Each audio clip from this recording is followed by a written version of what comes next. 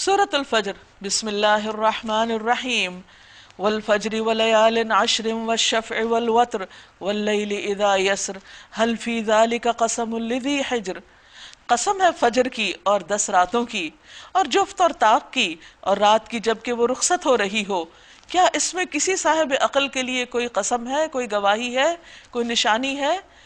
یہاں پر فجر کی قسم کھائی گئی، پھر 10 راتوں کی، اور اکثریت مفسرین کی یہ کہتی کہ ان 10 راتوں سے مراد ذوالحج کی پہلی 10 راتیں ہیں جن کی بہت زیادہ فضیلت بتائی گئی ہے۔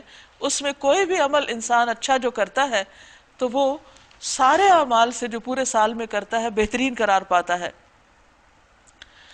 کچھ اور چیزوں کی بھی گواہی لا کر انسان کو غور و فکر کی دعوت دے کر اللہ تعالیٰ فرماتے ہیں الم تر کیف فعل ربک بعاد، تم نے دیکھا نہیں کہ تمہارے رب نے کیا برتاؤ کیا اونچے ستونوں والے عاد ارم کے ساتھ، ارم ذات العماد التی لم یخلق مثلها فی البلاد، جن کی مانند کوئی قوم دنیا کے ملکوں میں پیدا نہیں کی گئی۔ یعنی اتنے اونچے، لمبے، اسٹرانگ اور بہت قوت والے لوگ جن کی تعمیر اور ترقی بھی بہت زیادہ تھی، لیکن ان کا انجام کیا ہوا؟ وَثَمُودَ الَّذِينَ جَابُوا الصَّخْرَ بِالْوَادِ، اور سمود کے ساتھ جنہوں نے وادی میں چٹانیں تراشی تھی۔ آج آپ دیکھیں کہ اتنی ترقی کے باوجود ایک پہاڑ توڑنا آج بھی ایک مشکل کام ہے، لیکن اس زمانے میں کیا ٹیکنالوجی تھی ان کے پاس کہ پہاڑوں کو تراش تراش کے انہوں نے اپنے گھر بنا رکھے تھے اور ان میں امن کے ساتھ محفوظ سمجھتے تھے اپنے آپ کو کہ ہمیں کوئی نقصان نہیں دے سکتا۔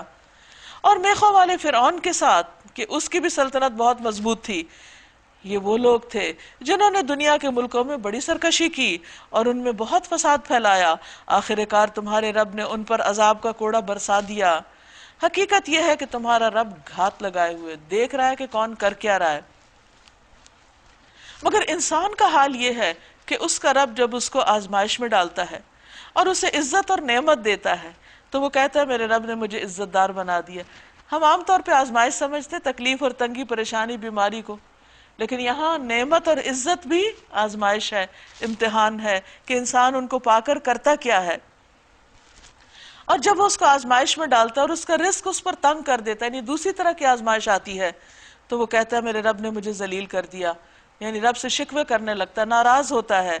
کلا، ہرگز نہیں، بل لا تکرمون الیتیم، بلکہ تم یتیم سے عزت کا سلوک نہیں کرتے۔ یعنی اللہ سے تو تمہیں بہت شکوہ ہے، لیکن خود اپنے رویے پہ غور کرو کہ تمہارا اپنے جیسے انسانوں کے ساتھ کیسا سلوک ہے۔ اور مسکین کو کھانا کھلانے پر ایک دوسرے کو اکساتے نہیں، یعنی یہ ایک بے حسی کی علامت ہے ایسی قوم کی کہ جس کے اندر انسانیت ختم ہو چکی ہو کہ دوسرے کی بھوک کی درد محسوس نہ کرے، تو اس پر اللہ تعالیٰ ناراض ہو رہے ہیں۔ اور میراث کا سارا مال سمیٹ کے کھا جاتے ہو، یعنی یتیم بچوں کا حق مار جاتے ہو، اور مال کی محبت میں بری طرح گرفتار ہو۔ یہ وہ خرابیاں تھیں جن میں دور جاہلیت کے عرب مبتلا تھے، لیکن آج کی جدید جاہلیت میں بھی بہت سے معاشروں میں یہی کچھ نظر آتا ہے۔ اس سے نکلنے کی ضرورت ہے، انسانیت کے درجے پہ سوچنے کی ضرورت ہے، دوسرے انسانوں کا دکھ درد محسوس کرنے کی ضرورت ہے۔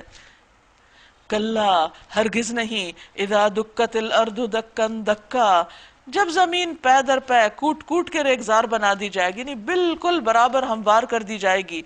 وجاء ربک والملک صفا صفا، اور آئے گا تیرا رب اور فرشتے آئیں گے صف در صف۔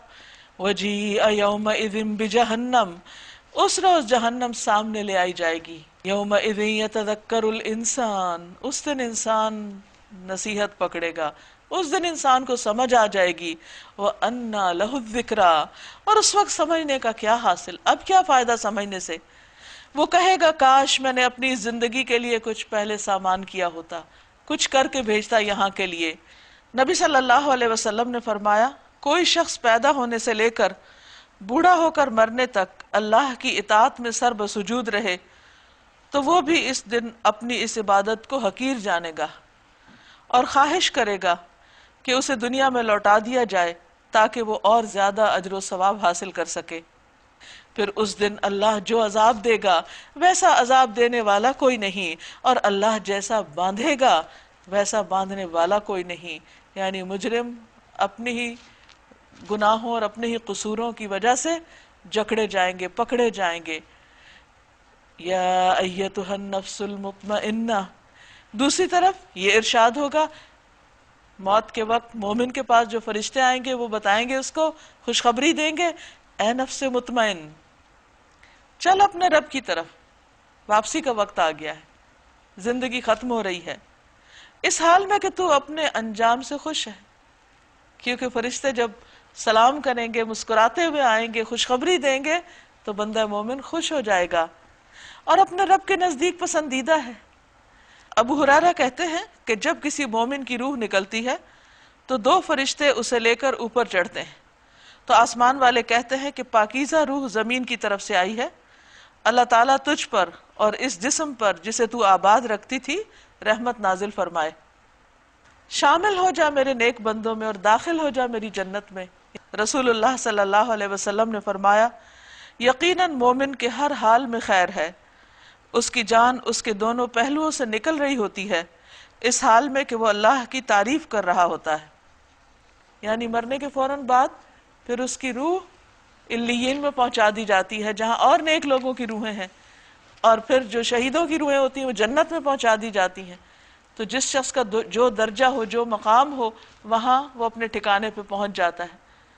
یہ ہے وہ اصل کامیابی کا مقام جس کے لیے انسان کو تمنا کرنی چاہیے اور جس کے لیے انسان کو اس دنیا میں کوشش کرنی چاہیے، محنت کرنی چاہیے، صرف اس دنیا میں ہی گم ہو کر نہیں رہ جانا چاہیے.